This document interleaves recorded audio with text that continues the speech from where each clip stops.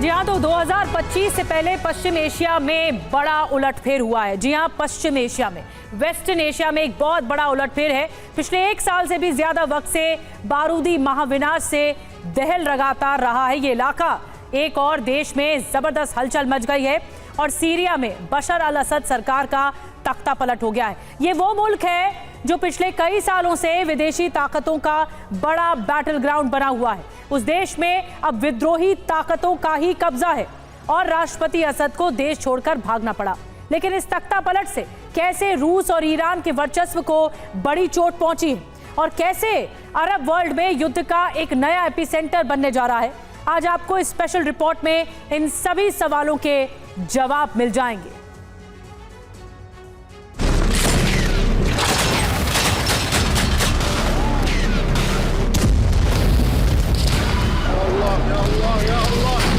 अल्लाहु अकबर।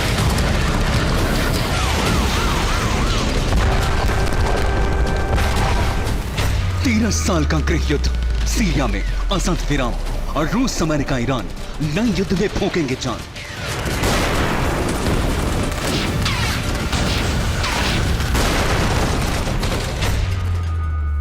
सुन्नी मुल्क में शिया ताकत का अंत, 2025 में महायुद्ध का आरंभ।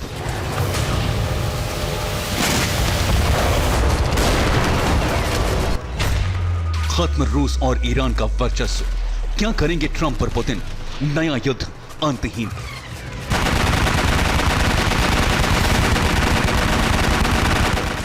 अरब देशों में महायुद्ध की आहट और ढूंढते रह जाओगे पश्चिम एशिया।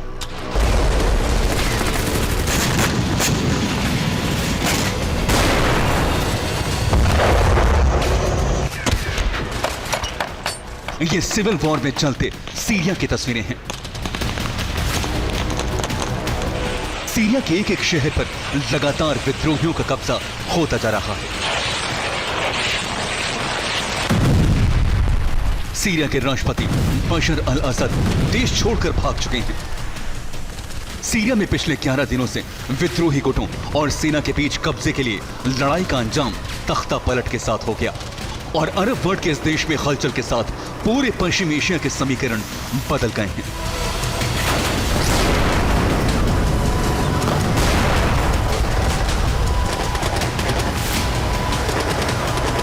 अब सीरिया की सड़कों पर देश की सेना नहीं बल्कि विद्रोही लड़ाके हैं, जिनका नेतृत्व हयात तहरीर अल शाम के नेता अबू मोहम्मद अल गोलानी कर रहे हैं। इस लड़ाई में सिर्फ सीरियाई सेना और विद्रोही गुट ही शामिल नहीं, बल्कि तुर्की, अमेरिका, सऊदी अरब, ईरान, इजराइल और रूस भी अपने अपने हित साध रहे हैं।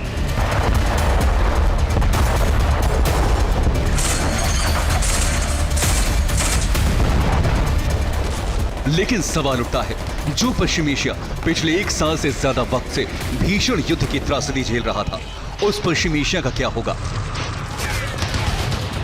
पश्चिम एशिया की जमीन ने पिछले एक साल में भीषण बारूदी विनाश झेला है। लोग ये सवाल कर रहे हैं, क्या पश्चिम एशिया महायुद्ध का एपिसेंटर बन जाएगा?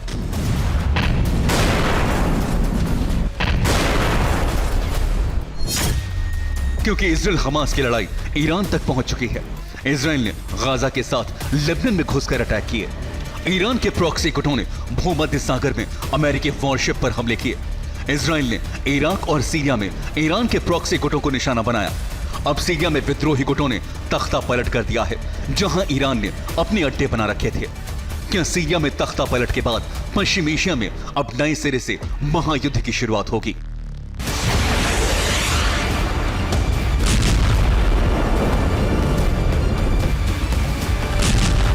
तो 2011 के बाद से ही सीरिया विदेशी ताकतों का प्लेग्राउंड बना हुआ है, जहां रूस, अमेरिका, तुर्की, इजराइल सभी हमले कर रहे हैं और अपने अपने गुटों को हथियार और पैसा दे रहे हैं।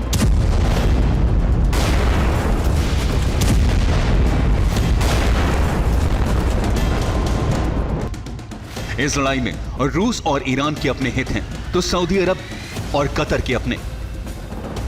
वहीं अमेरिका, तुर्की और इजराइल भी इस अशांति में शामिल है। अब जब सत्ता बशर अल असद के हाथों से जा चुकी है, तो सीरिया के समीकरण बदल रहे हैं और लगने लगा है कि रूस और ईरान के वर्चस्व वाला देश मध्य पूर्व की सुन्नी शक्तियों सऊदी अरब और तुर्की की तरफ जा सकता है। लेकिन सीरिया में दो सबसे बड़े प्लेयर रूस और अमेरिका हमेशा से एक्टिव रहे हैं। बशर सरकार के रूस और ईरान से बहुत गहरे संबंध थे। रूस और ईरान ने 2011 के बाद से ही मदद देकर असद सरकार को बचाए रखा। और रूस सीरिया में हबीबन एयरबेस और टाटस नेवी अड्डे को कंट्रोल करता है। सीरिया से रूस को भूमध्य सागर और अफ्रीका में ऑपरेशन के लिए लॉन्चिंग पैड मिलता है, जबकि सीरिया के जरिए ईरान लेबनान के हिजबुल्लाह तक हथियारों की सप्लाई करता है। वहीं अमेरिका की बात करें तो 2011 से ही अमेरिका ने असद के खिलाफ विद्रोही गुटों का समर्थन किया है। अमेरिका ने विद्रोही गुटों तक हथियारों के अलावा पैसे की सप्लाई की। अमेरिका ने बार बार असद को युद्ध अपराधों के लिए दोषी ठहराया। तख्ता पलट के बाद सीरिया में रूस और ईरान के कमजोर होने से अमेरिका को फायदा हो सकता है।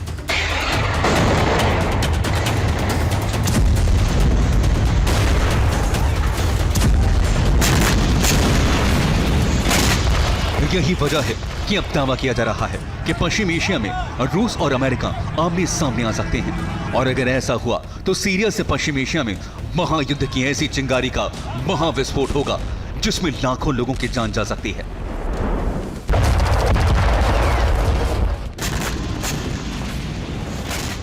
और सबसे बड़ी बात, पश्चिम एशिया में कई देश सीधे जंग में शामिल होते दिखाई दे रहे हैं। पिछले 1 साल से ज्यादा वक्त से इजराइल और हमास की लड़ाई में गाजा में लाखों लोगों ने अपनी जान गंवाई। इजराइल ने हिजबुल्लाह के लड़ाकों को मारने के लिए लेबनान में घुसकर हमला किया। ये लड़ाई ईरान तक जा पहुंची। इजराइल और ईरान दोनों ने एक दूसरे पर हवाई हमले किए। इजराइल ने इराक और सीरिया में भी ईरान के प्रॉक्सी गुटों पर हमले किए। और अब सीरिया में तख्ता पलट के बाद विद्रोही गुटों के कब्जे से रूस और ईरान को झटका लगा है। यही वजह है कि लोग दावा कर रहे हैं कि पश्चिम एशिया में महायुद्ध का खतरा बढ़ गया है।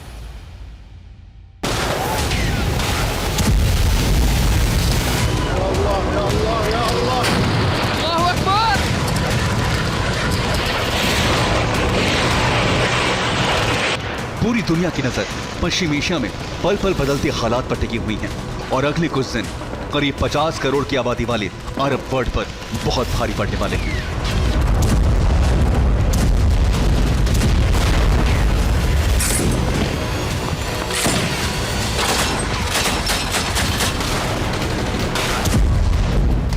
Bureau report, TV9 Bharatvarsh.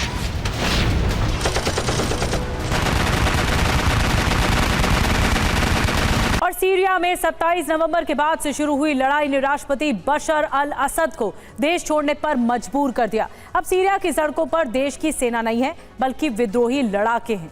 इस जंग में सिर्फ सीरियाई सेना और विद्रोही गुट ही शामिल नहीं थे, बल्कि कई नॉन स्टेट एक्टर संगठनों की भी भूमिका इस लड़ाई में काफी अहम रही।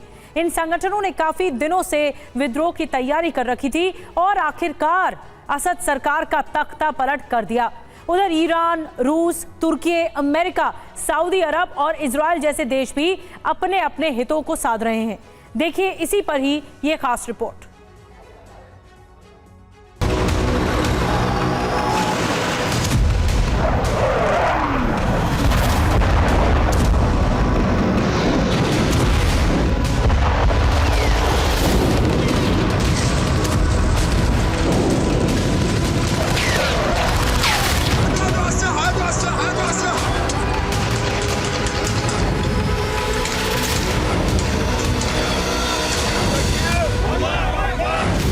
सीरिया में पिछले 12 घंटों में सब कुछ बदल गया। किसी को अंदाजा भी नहीं था कि सीरिया में 50 सालों से ज्यादा समय से चली आ रही एक परिवार की हुकूमत का अंत इतनी जल्दी हो जाएगा।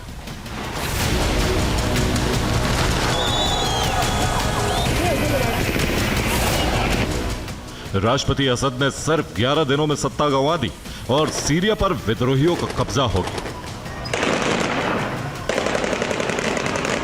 सीरिया में राष्ट्रपति की सत्ता खत्म हो चुकी है और सीरिया के राष्ट्रपति बशर अल असद देश छोड़कर भाग चुके हैं।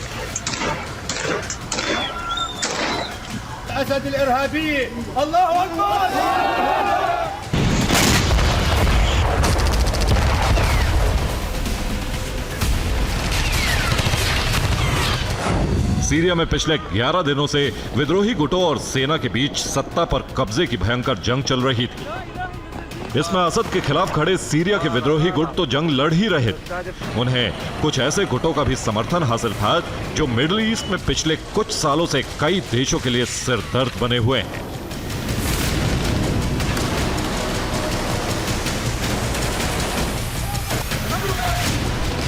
ये नॉन स्टेट एक्टर्स संगठन सेना से भी शक्तिशाली माने जाते हैं और तानाशाह से भी क्रूर समझे जाते हैं।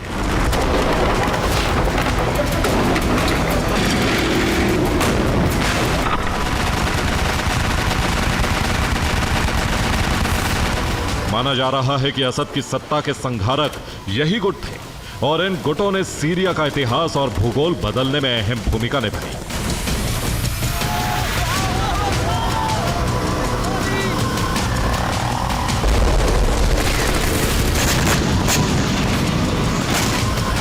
लेबनान से सीरिया तक जो रक्तपात दिखा उसके पीछे इन्हीं गुटों का हाथ माना जाता है। मिडिल ईस्ट में पिछले कुछ सालों से जो तनाव, टकराव और बारूदी विध्वंस दिख रहा है उसके पीछे इन्हीं गुटों की भूमिका रही है। ये है हिजबुल्लाह, हूती, हमास और सीरिया का विद्रोही गुट हयात तहरीर अल शाम यानी HTS।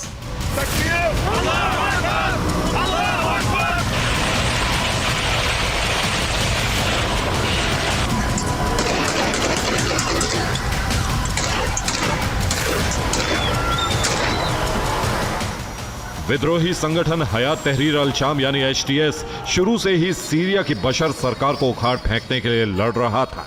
HTS उत्तर पश्चिमी सीरिया के अधिकांश हिस्से को नियंत्रित करता है। HTS का चीफ अबू मोहम्मद अल गुलानी है, जिसे बेहद खूंखार माना जाता है। 2016 में खुद को रीब्रांड करने और अलकायदा से संबंध तोड़ने के बाद HTS ने असद सरकार पर हमले करना शुरू कर दिया। HTS के नेतृत्व में विद्रोहियों ने सबसे पहले अलेप्पो शहर पर कब्जा किया। इसके बाद विद्रोही गुटों ने हमा, होम्स और दारा पर भी कब्जा कर लिया। सीरिया ईरान की प्रतिशोध की धुरी का एक प्रमुख हिस्सा रहा है। इसमें ईरानी प्रॉक्सी हिजबुल्लाह की बहुत बड़ी भूमिका रही। मिडिल ईस्ट में हिजबुल्लाह को काफी ताकतवर संगठन माना जाता है। ईरान के जितने भी प्रॉक्सी हैं उन्हें वहां की कुद्स फोर्स हथियार से लेकर पैसे और ट्रेनिंग की सुविधा उपलब्ध करवाती है, जिसके दम पर वो सरकार और सेना को भी चुनौती देते हैं। लेबनान में हिजबुल्लाह एक प्रमुख ताकत के रूप में उभर चुका है। यह मुख्य रूप से दक्षिण लेबनान में सक्रिय है। हिजबुल्लाह ईरान की शिया विचारधारा को मानता है। अपने गुट में सिर्फ शिया मुसलमानों की ही भर्ती करता है। इसका गठन 80 के दशक में इजराइल का मुकाबला करने के लिए किया गया था। हमास और यमन के हूती लड़ाके भी मिडिल ईस्ट के इस नेटवर्क में शामिल हैं। मिडिल ईस्ट में गाजा में हमास और इजराइल की जंग पिछले 1 साल से जारी है।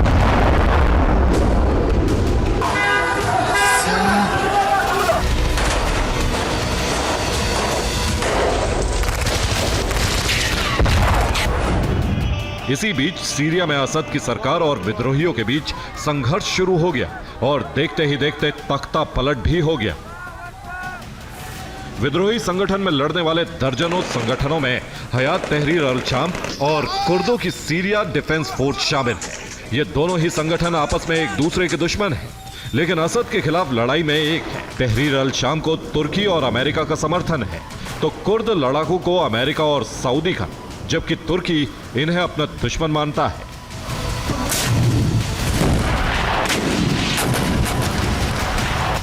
असल में 2011 में अरब क्रांति के साथ ही सीरिया में गृह युद्ध की शुरुआत हुई थी। इसके बाद फ्री सीरियन आर्मी के नाम से एक विद्रोही गुट तैयार हुआ। विद्रोही गुट के बनने के साथ ही सीरिया में गृह युद्ध की शुरुआत हो गई थी। इसमें अमेरिका, रूस, ईरान और सऊदी अरब के शामिल होने के बाद यह संघर्ष और बढ़ता गया। इस बीच सीरिया में आतंकवादी संगठन ISIS ने भी पैर पसार लिए थे।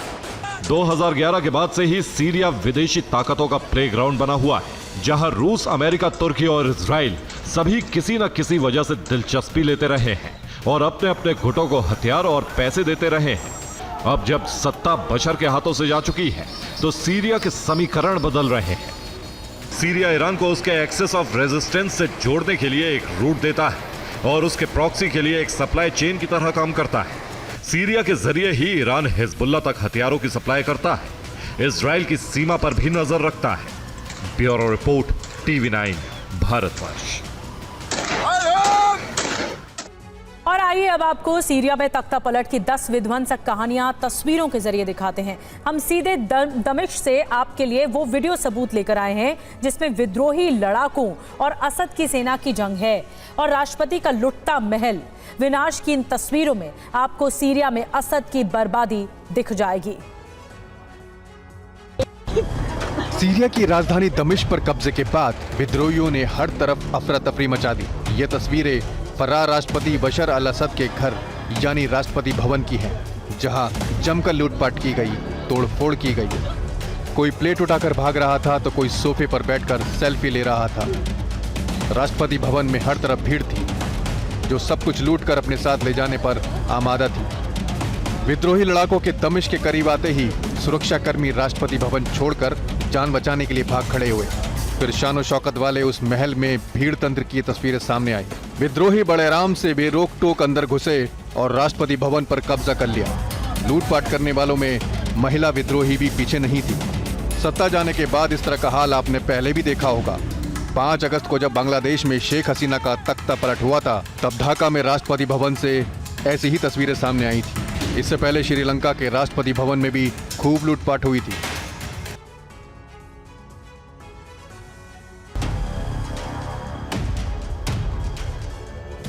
राष्ट्रपति बशर अल असद अपना मुल्क छोड़कर भाग गए। हालांकि सीरिया के प्रधानमंत्री मोहम्मद गाजी अल जलाली दमिश्क में ही रुके। दमिश्क पर अपना झंडा लहराने के बाद विद्रोही प्रधानमंत्री जलाली को अपने साथ ले गए। ये वही तस्वीरें हैं। सीरिया में पिछले 11 दिनों से विद्रोही गुटों और सेना के बीच कब्जे के लिए लड़ाई चल रही थी। इस बीच विद्रोही लड़ाके रविवार सुबह राजधानी दमिश्क में घुस गए। विद्रोहियों को असद तो नहीं मिले, लेकिन सीरिया के प्रधानमंत्री गाजी अल जलाली को उन्होंने अपनी गिरफ्त में ले लिया। आपको बता दें कि बशर अल असद के देश छोड़ने के बाद सीरिया के प्रधानमंत्री जलाली ने ही विद्रोहियों को शांतिपूर्वक सत्ता सौंपने का प्रस्ताव दिया था। जलाली ने सीरिया में चुनाव कराने का भी प्रस्ताव दिया है।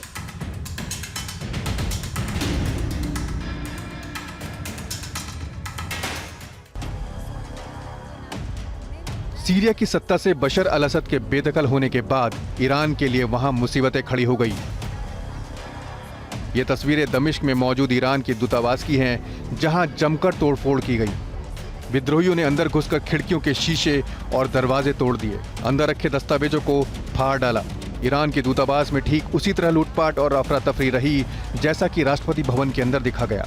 जिसके मन में जो आया वो सामान उठाकर चलता बना।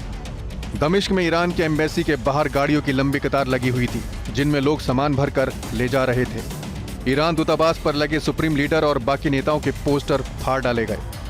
विद्रोहियों को दमिश्क की ओर बढ़ता देख ईरान ने शुक्रवार को ही अपने सैनिकों और कमांडरों को निकालना शुरू कर दिया था। असद को ईरान का सपोर्ट था। ऐसे में असद सरकार का गिरना ईरान के लिए बड़ा झटका है।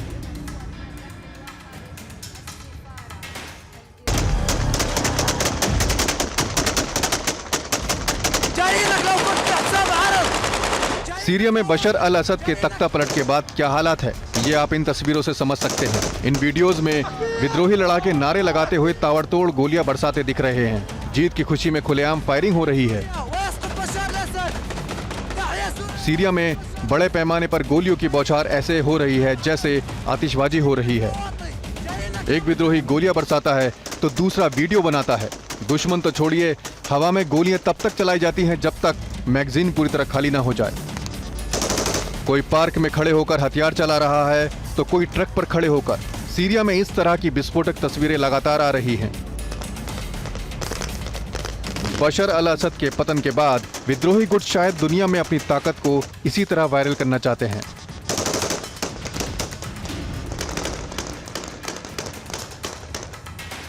अल्लाहु अकबर वलिल्लाह अलहम्द मिन समा मिन बिद अल्लाहु अकबर अलम अलहुर्रिय्या वस्सौरा अन्नस्र। तुर्की के समर्थन वाली सीरियन नेशनल आर्मी ने सीरिया के मनबिस शहर पर कब्जा कर लिया है। मनबिस पर कुर्द लड़ाकों और अमेरिका समर्थित SDF फोर्सेस का कब्जा था, जिसे मुक्त कराने का दावा किया गया है। ये वही तस्वीरें हैं। सीरियन नेशनल आर्मी ने ऑपरेशन डाउन ऑफ फ्रीडम नाम से एक ऑपरेशन चलाया है। इसी ऑपरेशन के तहत उसे पहले तेज रिफात और बाद में मनबिज को अपने कब्जे में ले लिया। सीरियन नेशनल आर्मी ने बताया कि 1 लाख की आबादी वाले इस शहर का 80% हिस्सा उसकी पकड़ में आ चुका है। बाकी हिस्से को भी जल्द अपनी जद में ले लिया जाएगा। इस दौरान मनबिज में न केवल झंडा लहराया गया बल्कि स्थानीय लोग भी झंडे के साथ रैली निकालते दिखे गए। सीरिया के इन हिस्सों में तुर्की के समर्थन वाली आर्मी का ऑपरेशन अभी जारी है।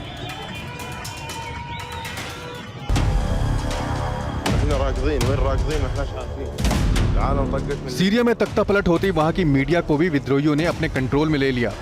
कल तक असद सरकार के लिए काम करने वाले नेशनल टीवी चैनल पर विद्रोहियों का कब्जा हो चुका है। नेशनल रेडियो ब्रॉडकास्ट को भी नियंत्रण में लिया जा चुका है। विद्रोही न केवल सरकारी टीवी चैनल के दफ्तर में घुस गए बल्कि सीरिया की जनता और दुनिया के सामने सरकारी चैनल से ही अपने कब्जे का ऐलान भी किया।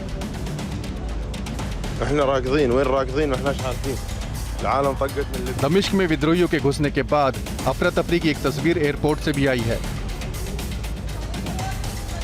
जैसे ही कर्मचारियों को उनके आने की खबर लगी वहां हड़कंप मच गया। एयरपोर्ट छोड़कर वहां मौजूद लोग तो भागे ही, कर्मचारी भी भाग खड़े हुए।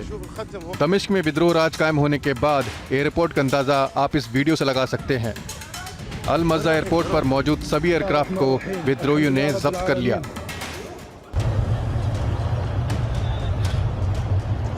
सीरिया में विद्रोही शासन कायम होने के बाद बशर अल असद के सैनिकों में भी भगदड़ मच गई। सैनिक सीरिया छोड़कर जान बचाने के लिए इराक भागने लगे। T-55 टैंक, होइत्जर और कई सैन्य उपकरण के साथ हजारों सीरियाई सैनिक इराक बॉर्डर पर देखे गए। पड़ोसी देशों में बड़ी संख्या में सीरियाई सैनिकों के भागने का दावा है। असद के मिलिट्री कमांडरों और सैनिकों के भागने का पता जब विद्रोहियों को चला तो उधर से चेतावनी जारी की गई। सीरिया छोड़कर भाग रहे असद फोर्स के सैनिकों को विद्रोहियों ने सरेंडर की वार्निंग दी है। STS ने कहा है कि अगर असद के सैनिक अपने सैन्य उपकरण और हथियारों के साथ सरेंडर करते हैं तो उन्हें बख्श दिया जाएगा, लेकिन भागने की कोशिश पर सिर्फ और सिर्फ सजा मिलेगी। इस बीच सीरियन जनरल स्टाफ ने दमिश्क के मौजूद सीरियन अरब आर्मी के बचे हुए सैनिकों को सरेंडर करने का आदेश दिया है।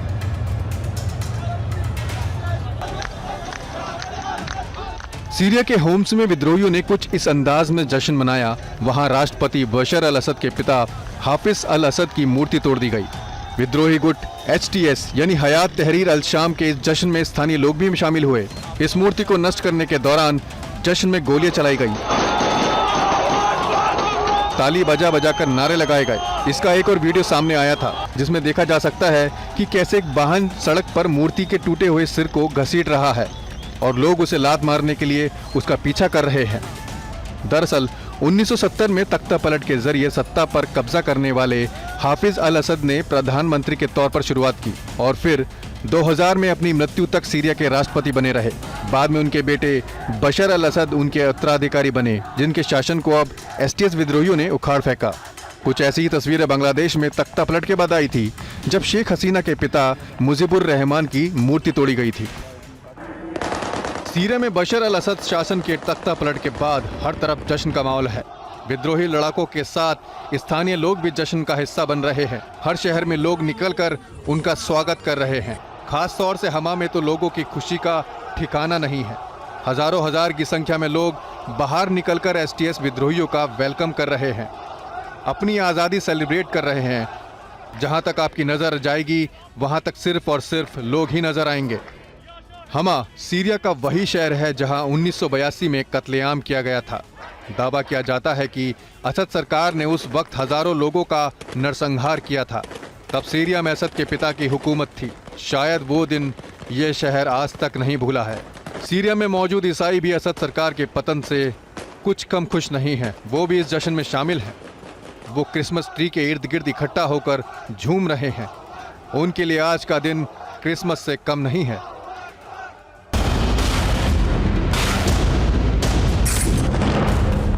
इराक भाग रहे सीरिया सैनिकों के बीच विद्रोही गुट भड़क गया है।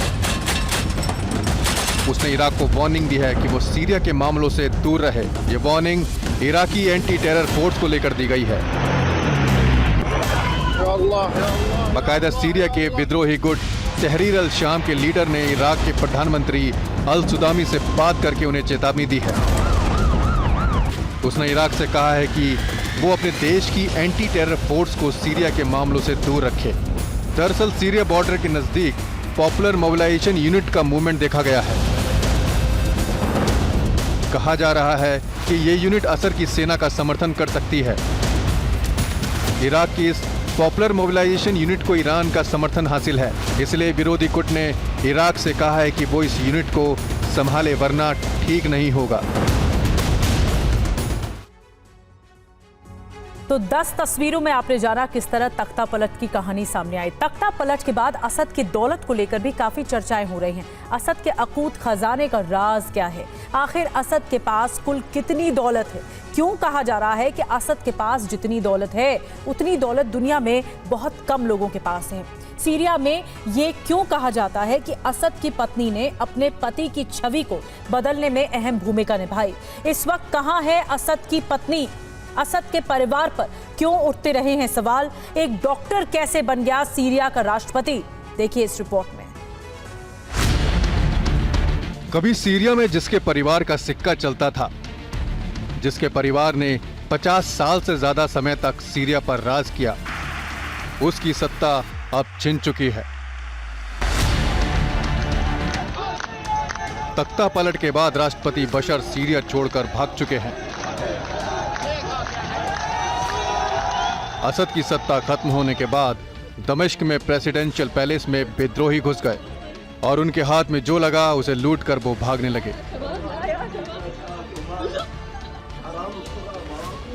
तख्ता पलट से पहले पूरे सीरिया में बशर के परिवार, उनके रसूख और उनकी दौलत को लेकर चर्चाएं होती रही हैं।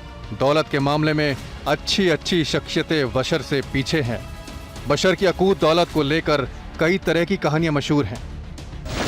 माना जाता है कि असद के परिवार की कुल संपत्ति 120 बिलियन डॉलर तक हो सकती है। असद का परिवार सीरिया की अर्थव्यवस्था के करीब 60 से 70% हिस्से को नियंत्रित करता था। असद परिवार के पास रियल एस्टेट, प्राकृतिक संसाधन, कला और आभूषण का विशाल पोर्टफोलियो है। कुछ मीडिया रिपोर्ट्स के अनुसार कैप्टागॉन नाम की एक गोली ने भी असद परिवार को खूब मालामाल किया। इस गोली से सिर्फ एक साल में करीब 4,81,199 करोड़ रुपए की कमाई हुई। असल में यह गोली कोई साधारण गोली नहीं है, बल्कि एक ड्रग है जिसका इस्तेमाल पहले तो डिप्रेशन के इलाज के तौर पर किया जाता था, लेकिन अब उसे नशे के तौर पर सीरिया में लोग इस्तेमाल करते हैं। हालांकि सीरिया सरकार ने कई बार इस ड्रग यानी कैप्टागॉन के उत्पादन से असद परिवार के जुड़े होने की खबरों को नकारा है। बशर राष्ट्रपति बनने से पहले सेना में भी रह चुके थे। उन्होंने 1998 में लेबनान फाइल की अगुवाई की थी और लेबनान में सत्ता परिवर्तन में बड़ी भूमिका भी निभाई थी।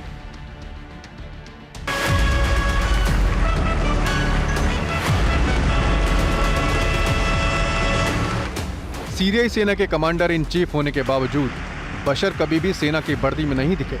वो हमेशा ही एक बिजनेसमैन की तरह सूट में दिखते थे। उन्होंने साल 2000 में ब्रिटिश नागरिक अज़मा अखरास से शादी की। अपनी पत्नी अज़मा से बशर लंदन में उस समय मिले थे जब वो वहां मेडिकल की पढ़ाई कर रहे थे। बाद में उन्होंने उनसे शादी कर ली। बशर की पत्नी अज़मा अखरास ने लंदन में कंप्यूटर साइंस और फ्रेंच लिटरेचर में डिग्री हासिल कर रखी है। बशर से शादी से पहले वो इन्वेस्टमेंट बैंकिंग में काम करती थी। माना जाता है कि उन्होंने बशर की छवि को एक उदारवादी सुधारक के रूप में आकार देने में अहम भूमिका निभाई।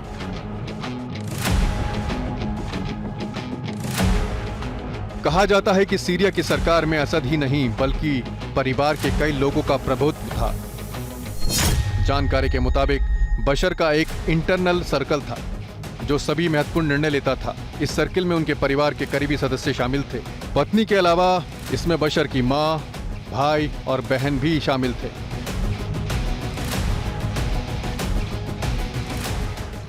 बशर के बारे में माना जाता है कि राजनीति में आने से पहले वो एक गैर सियासी व्यक्ति थे। संयोग से उन्हें अपने परिवार की राजनीतिक विरासत संभालनी पड़ी।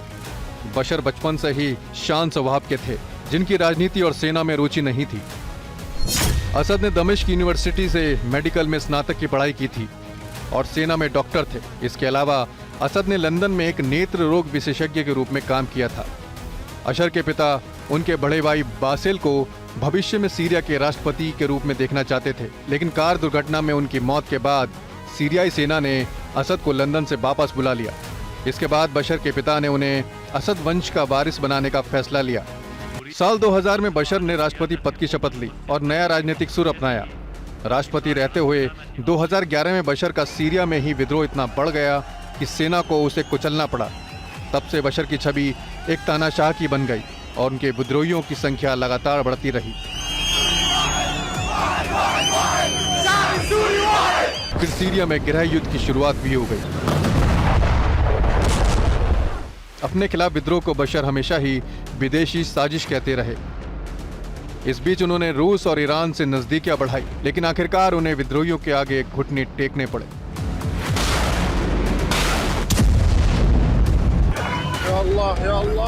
Bureau report, TV9, Bharatvarsh.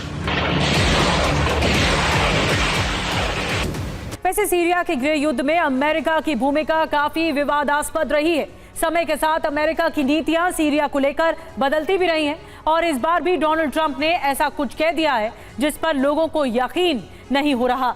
लेकिन सच्चाई ये है कि सीरिया में तख्तापलट के बाद वहां से ऑपरेट कर रहे रूस और ईरान को बड़ा झटका लगा है। सीरिया रूस और ईरान के लिए वो एपिसेंटर था जहां से वो अमेरिका और इजराइल को लगातार चुनौती दे रहे थे। लेकिन विद्रोही गुटों के कब्जे के बाद सीरिया रूस और ईरान के हाथ से निकल गया है। आखिर किस तरह अरब वर्ल्ड में अमेरिका और इजराइल ताकतवर होकर उभरे हैं और रूस ईरान को बड़ी चोट पहुंची है, इस रिपोर्ट में जानिए।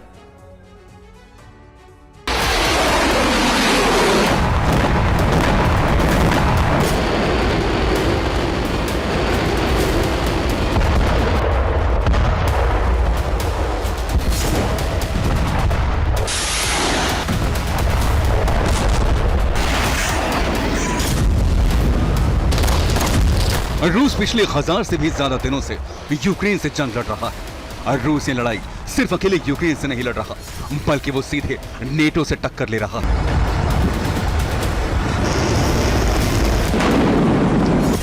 और रूस ने अपने वजूद की लड़ाई में यूक्रेन के खिलाफ सब कुछ झोंक दिया। लेकिन पश्चिम एशिया में रूस को ऐसा झटका लगा है जिससे उबरना उसके लिए आसान नहीं होगा।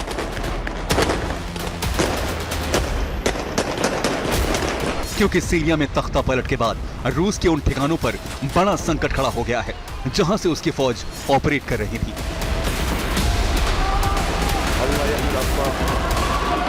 असद सरकार को बचाने के लिए रूस ने सीरिया में अपनी एयरफोर्स के साथ अपनी नेवी को भी तैनात कर रखा था। लेकिन अब तख्तापलट के बाद उसके इन दो ठिकानों पर बड़ा संकट आ गया है। ये वही पुतिन है जिन्होंने कभी ताल ठोक कर कहा था कि अगर विद्रोही गुटों ने अपना सिर उठाने की कोशिश की तो उन पर ऐसे हमले किए जाएंगे जो वो भूल नहीं पाएगा।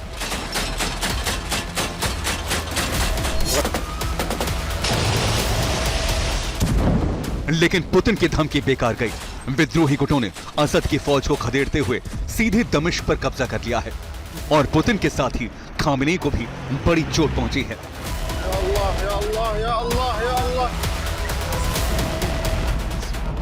ईरान को कैसे झटका लगा है वो भी समझ लीजिए। सीरिया ईरान के एक्सिस ऑफ रेजिस्टेंस का एक मुख्य हिस्सा है। एक्सिस ऑफ रेजिस्टेंस में हिजबुल्लाह, हमास और हूती शामिल हैं। सभी का मकसद पश्चिम एशिया में इजराइल और अमेरिका को चुनौती देना है। सीरिया के जरिए ही ईरान हिजबुल्लाह तक हथियार सप्लाई करता है। सीरिया में तख्तापलट के बाद अब हिजबुल्लाह काफी कमजोर हो जाएगा। इसके अलावा ईरान अपने दूसरे प्रॉक्सी तक भी हथियार नहीं सप्लाई कर पाएगा।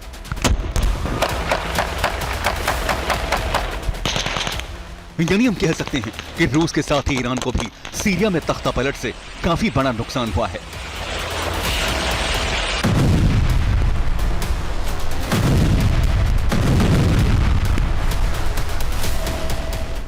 वहीं अगर अमेरिका की बात करें तो ये कहा जा सकता है कि शपथ लेने से पहले ही सीरिया को लेकर डोनाल्ड ट्रंप की टेंशन और कम हो गई है, क्योंकि जिस असद सरकार के खिलाफ अमेरिका विद्रोही गुटों को हथियार पहुंचा रहा था, आज उन्हीं विद्रोही गुटों का सीरिया पर कब्जा हो गया है।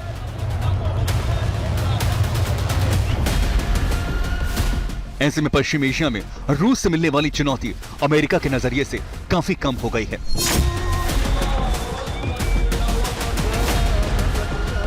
हालांकि सीरिया में तख्ता पलट के बाद ट्रंप ने ज्यादा कोई उत्साह नहीं दिखाया है, बल्कि उन्होंने रूस को आईना दिखाते हुए कहा कि अमेरिका इस जंग में शामिल नहीं होगा।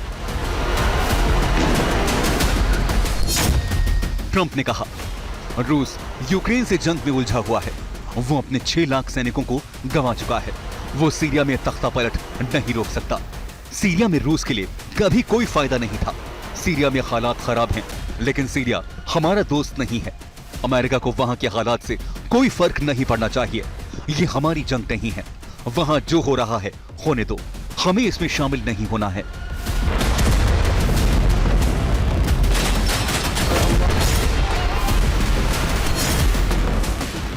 वैसे ट्रंप भले ही कह रहे हैं कि उन्हें सीरिया में बदलते हालात से कोई फर्क नहीं पड़ता, लेकिन वो भी ये जानते हैं कि वो बिना लड़े बड़ी जंग जीत गए हैं।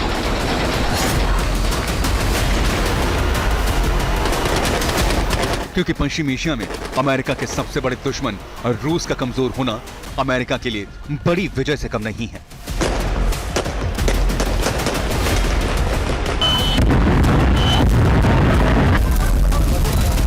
Bureau report, TV9 Bharatvarsh.